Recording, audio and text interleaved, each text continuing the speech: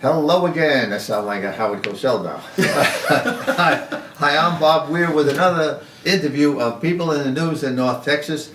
My guest today is Flower Mound resident Tony Lawrence, who is running for the Republican nomination to the Texas House District 63 in the March 2020 primary. Thanks for being here, Tony. Thanks for having me, Bob. I appreciate it. Now, I know you're a 10-year resident of Flower Mound. Correct. You're also an Air Force veteran. That's right, yeah, and I just want to first start off by thanking our veterans. You know, we just celebrated Veterans Day. President Trump just signed into law, basically honoring veterans for all of November. And so I want to thank every veteran out there for their service, because it's because of the brave that we are free. And so thanks to everyone out there who served our country. Well said. I agree completely. All right, we'll get into the question of how many towns and cities does District 63 represent? Well, you know, part of, kind of West Louisville, stretching out to Yeah. Justin, 100% of about 11 or 12 cities, Yeah. and then kind of touches parts of other cities as well. Including Flower Mound. 100%, absolutely. Is often seen as the seat of District 63. Yeah. So for those who may not know, what are the duties of a Texas state rep? Well, I think there are many duties of a Texas state rep, or any rep for that matter, but I think the number one duty is to listen. You know, as a representative of an area, right, you want to listen to the residents. You're representing the wants, the needs of those residents. And so really being an ear, right, being active in the community, understanding what families are dealing with is important. But even beyond what's going on in your respective district, you're also passing legislation that impacts the entire state. And so I think that that's important to remember as well, that you're, especially in a state that is as fundamentally important as Texas, you've got to pass legislation that really impacts the entire state and really has ramifications for the entire country. Well said. So what do you think are the most important issues facing the state of Texas right now? Oh, goodness gracious. You'd agree, I'm sure, that our border issues are critical. You think about child trafficking, human trafficking, it's a pandemic. It's still an issue that is impacting so many young lives. I think there was some measure of progress made in the '86 legislature, but young kids are being sold into the child sex slavery trade. It really is a trade, and it is a pandemic. You know, I was very proud as a pastor back in Oregon to start a company with some friends called Ransomware, and we worked to help. It was an international company that helped to rescue young women by giving them a job, making clothing that we sold back in the States, and kept them out of the sex trade. And very proud of actually leading some of those efforts to work with those women to really save lives. And I'd like to see those efforts extended in Texas as well to really stem the tide, right? All right, to get into some other issues, let me begin by asking you, if elected, would you be in favor of lowering property taxes? I would, 100%. I mean, I think that, lowering property taxes is part of it, but I think that another issue is just simply the valuation on homes.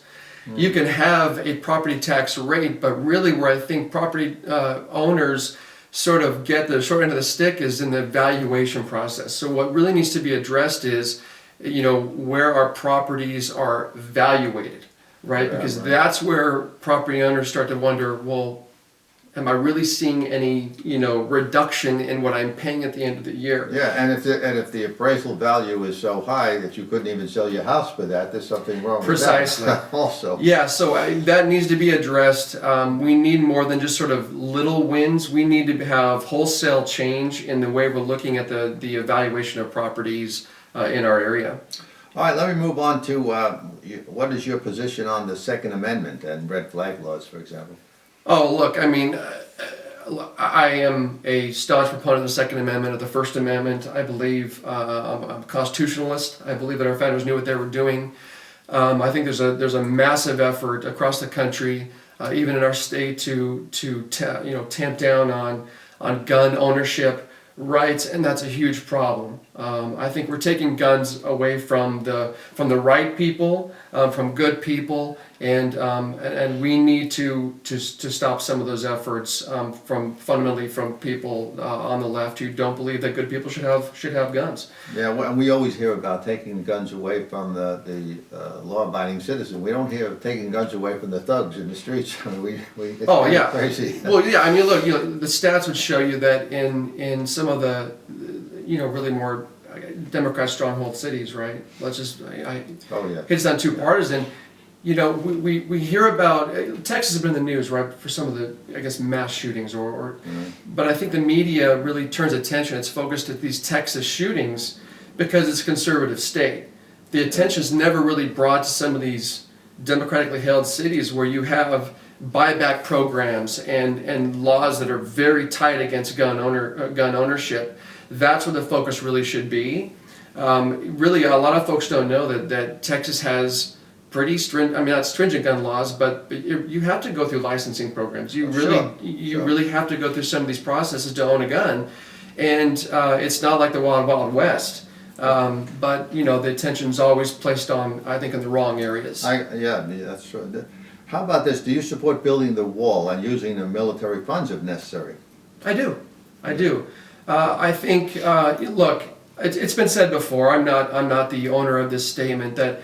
If you have a leak in the house, right, you need to turn off the main water valve, right? You go out to the street, turn off the main water valve, you fix the leak, and then you go turn the water back on.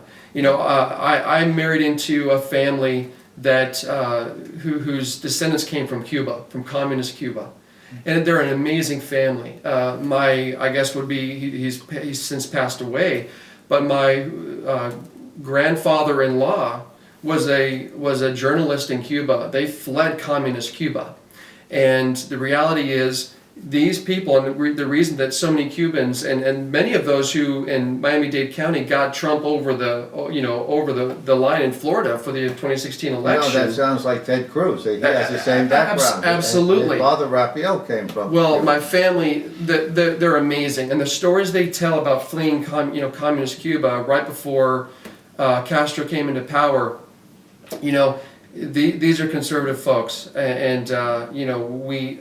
So what? I missed that. No, that's fine. I wanted to move on to the next one anyway. You're for building the wall, but what's your view on abortion? Oh, I'm completely pro-life. I am staunchly Okay. pro-life, and my record would show, and the life that I've lived is truly a pro-life view. Okay, so I'll move on to this one here that's been very controversial. House Speaker Bonin decided not to run for re-election after the recent scandal, but he remains in the speaker position. Do you believe he should resign the speakership? I will say that what was done behind closed doors in Austin was not right. And I think that he, in many ways, forfeited his right, or the privilege, it better said, to hold that position based on what was done behind closed doors. I think that he probably should resign that role. Right. And what type of campaigning are you doing, or will you be doing? Are you the whole gamut, like literature, door-to-door debates and things like that? Will you be doing all of that?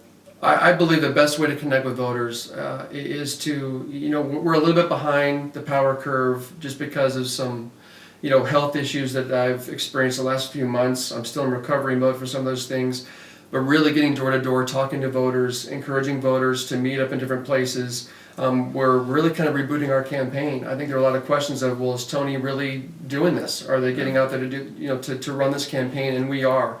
We're energized. We're motivated to get out there and present voters with another option that they haven't had in 13 years.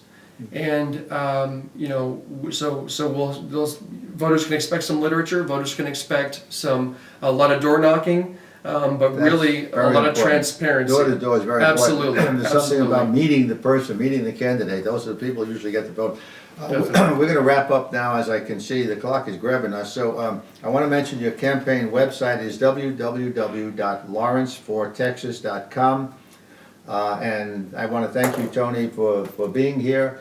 And good luck in the election. Thanks a lot, Bob. I appreciate your time. Thank you so much for having me. I appreciate it. Thanks for your service Thank in the you. military. Thank you. Appreciate that. And thank you for watching.